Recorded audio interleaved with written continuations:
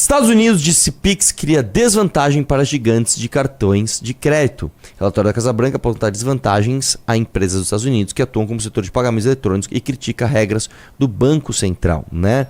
Desce aí um pouquinho o relatório norte-americano, trouxe críticas ao sistema de pagamentos instantâneos, o Pix. Né? Segundo o documento, o modelo pode criar uma desvantagem para empresas norte-americanas que atuam no setor de pagamentos eletrônicos como Visa e Mastercard. Desce um pouquinho. O Banco Central do Brasil criou, é proprietário, opera e regula o Pix, uma plataforma de pagamentos instantâneos. Representantes do setor dos Estados Unidos têm manifestado preocupação que o Banco Central favoreça o Pix, o que colocaria em desvantagem fornecedores norte-americanos de serviços de pagamento eletrônico. Além disso, o Banco Central exige que instituições financeiras com mais de 500 mil contas adotem o uso do Pix, diz trecho do documento. E por que eu estou falando isso? Isso aqui é muito importante para você entender uma parada. Em primeiro lugar, você que é bolsominion, não vê, o Bolsonaro criou o Pix. Para de ser imbecil, tá? Isso é uma tecnologia mais ou menos copiada da Índia e da Inglaterra, tá? Que começaram os primeiros testes em 2016, tá? 2017 ampliaram os testes, em 2018 já estava consolidado. Né? Por acaso foi aplicado enquanto o governo do Jair Bolsonaro estava vigente, mas o Bolsonaro não tem nada a ver com isso.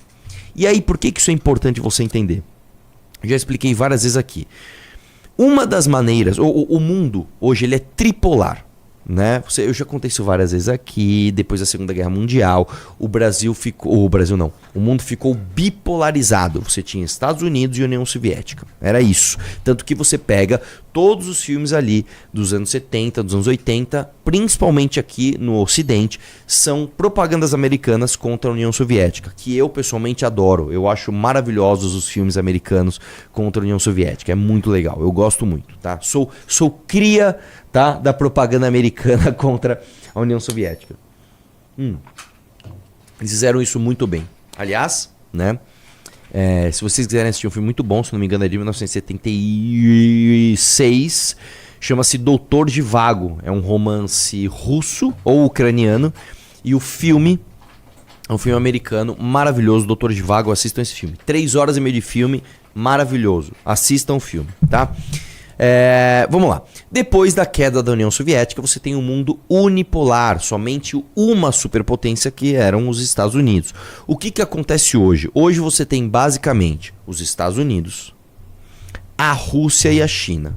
No meio disso tudo, você tem a União Europeia meio perdida. E o que esse mundo multipolarizado faz? Ele disputa a influência.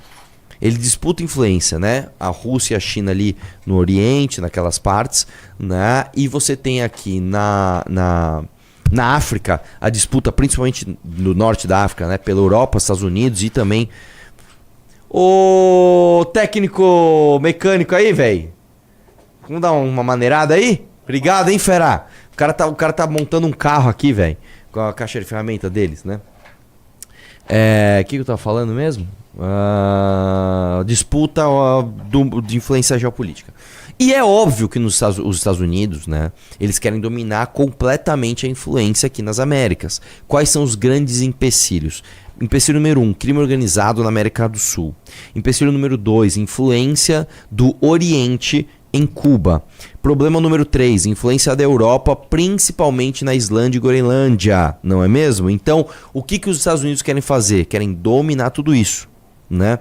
Uma das formas que se via a dominação, né, americana acontecer no continente americano era justamente o setor financeiro. O primeiro governo do Trump, inclusive, os primeiros aliados do governo do Trump eram os gigantes financeiros, eram os bancos e os militares, os aliados de primeira ordem, bancos e militares. Beleza? Aí, para perder a eleição, governo Biden e segundo governo Trump. No segundo governo Trump, quem são os aliados de primeira ordem? Redes sociais, tá? E militares. Então, o que acontece? O Trump, né, entende dois problemas brasileiros. A regulação das redes sociais como um problema de influência e a briga dele com Elon Musk como outro problema de influência. Logo, ele não pode pegar uma coisa que estava, entre aspas, resolvida, que era a influência do setor financeiro americano aqui na América, em toda a América, e ver isso simplesmente indo embora porque o Brasil criou o Pix. Né? O cara falou, peraí, como é que as minhas empresas aqui, a Visa e a Mastercard, que são empresas absolutamente poderosas, vão perder tanto espaço num mercado gigantesco de 220 milhões de pessoas como é o Brasil? Então é óbvio que o Trump vai olhar para isso com ceticismo. Qual é o nosso papel? Aí sim é ser soberano. Aí sim é falar assim, ó, vai se ferrar, irmão. Nós vamos fazer o que precisa ser feito, nós vamos desenvolver o nosso Pix, sim, e nós vamos ficar menos dependentes das empresas como Visa e Mastercard. Eu não sei se você sabe, qualquer empreendedor sabe disso. Você tem um sócio oculto. Não sei se você sabe, mas você tem um sócio oculto. O sócio oculto são justamente as operadoras das maquininhas de cartão. É uma tragédia. Eu vou te falar porque eu trabalhava com posto de gasolina, cara. Posto de gasolina isso é ainda pior, porque o posto de gasolina você trabalha com valores muito altos e a sua margem é muito pequena. Então você vai lá no posto de gasolina, você abastece o seu carro, você põe R$ 500 de gasolina no seu tanque. Desses R$ 500, eu vou te falar que a margem do posto, eu vou chutar aqui, tá? Deve ser uns 10, nem R$ 10. Deve ser, cara, nem 5. Deve ser uns R$ 4,50. Só que a máquina do cartão leva uma porcentagem gigante, né? Porque o valor da transação é muito alto. Então, para o posto ganhar uma merrequinha, ele tem que transacionar muito dinheiro. Então, a máquina de cartão, ela leva um absurdo de dinheiro do seu negócio, né? Isso em todos os lugares. Tanto que, né, inclusive, eu nem sei como é que tá a legislação do consumidor hoje, tá? Durante muitos anos, era proibido você fazer preço diferenciado no dinheiro no Pix. Então, por exemplo, vou te vender esse livro aqui. Esse livro custa R$ 10, eu não podia falar assim, custa R$ 10, mas se você pagar no Pix ou no cartão, eu vou te dar um desconto, você vai pagar R$ 8,50. Eu não podia fazer isso antes, Tá, o que é um absurdo, porque tem que poder.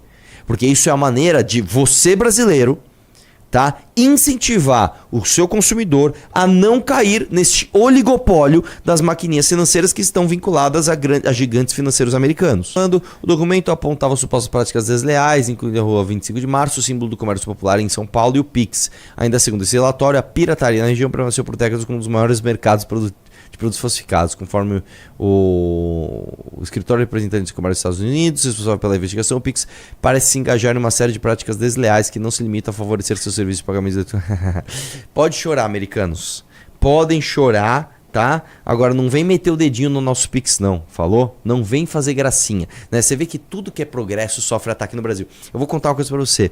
Quando eu estava na Assembleia, você sabia que eu travei, tá, a proibição do Pix em São Paulo? Vocês sabiam dessa história? O Campos Machado, o falecido Campos Machado, queria proibir o Pix em São Paulo, porque segundo ele era muito fácil de você dar golpe no Pix, então ele queria proibir o Pix, tá? Eu fui lá e travei essa votação, ele ficou pistola comigo, ele me odiou, depois ele me caçou, inclusive por causa disso, né? E aí você tem ataque do Paulo Guedes, que queria taxar o Pix, você tem ataque do Haddad, que queria vigiar o Pix, e agora ataque dos Estados Unidos. Vamos manter o Pix. Nós temos que manter o progresso do Brasil.